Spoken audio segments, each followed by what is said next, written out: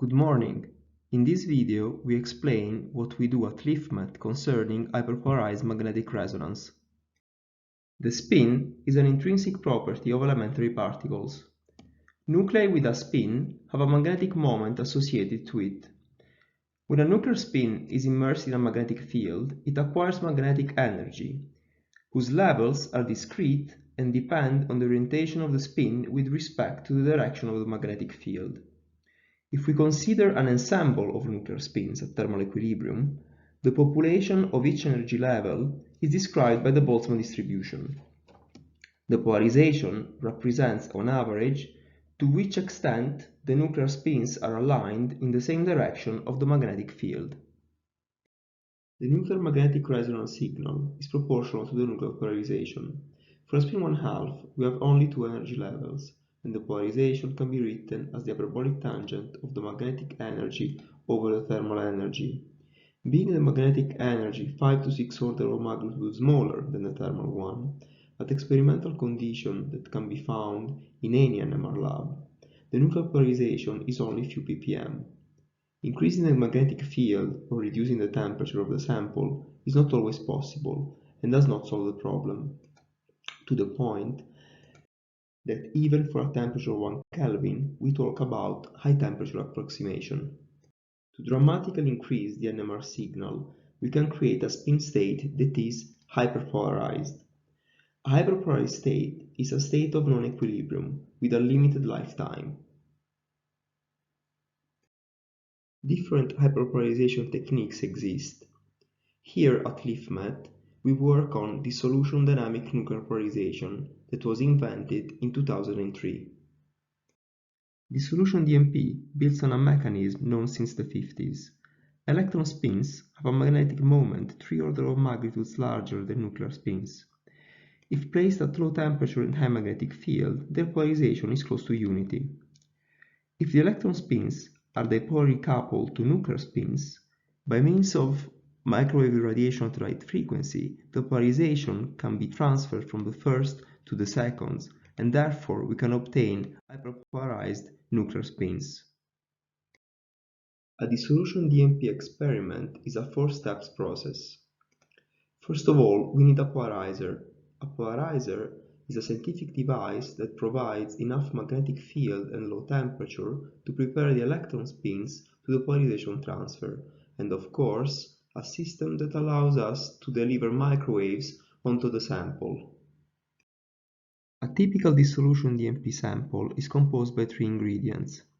First of all, the substrate we would like to hyperpolarize at more concentration. Then, some unpaired electron spins born on an organic radical at millimolar concentration.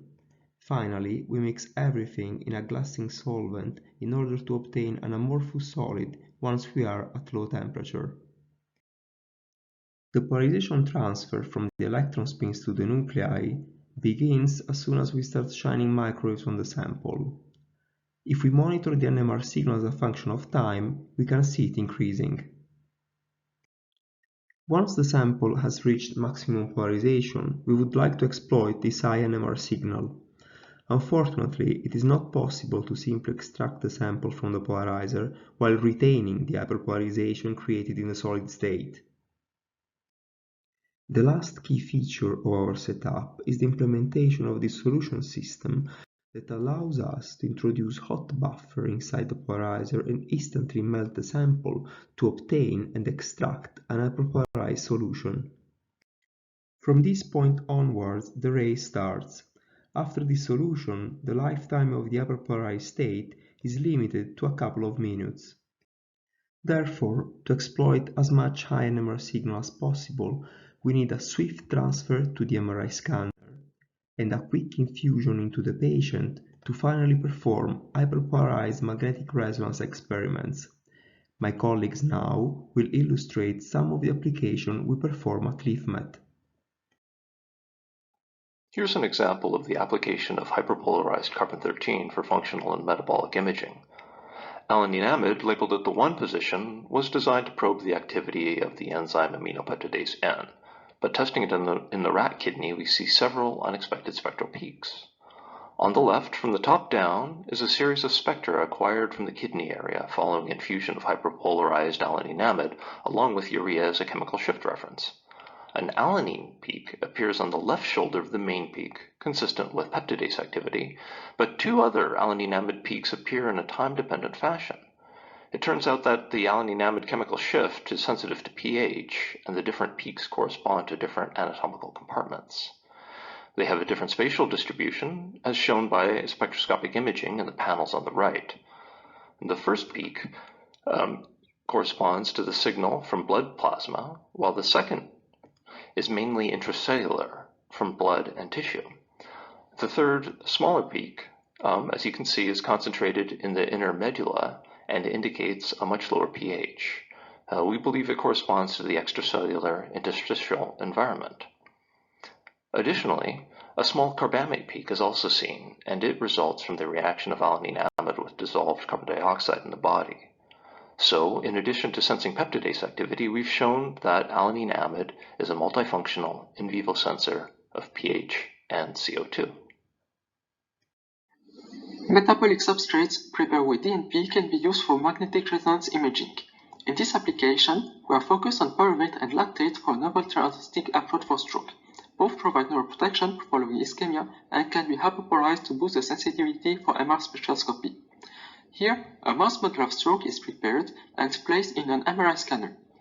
Then, the hyperpolarized substrate is injected and we monitor its metabolism into downstream molecules. Here are some example results. Dynamic MR spectroscopy highlights lower production of pyruvate following injection of lactate after stroke. Spectroscopic imaging can be performed as well. In this example, we show the production of lactate following injection of pyruvate. Thanks for your attention. Should you have any question, please write to Professor Rolf Gruetter.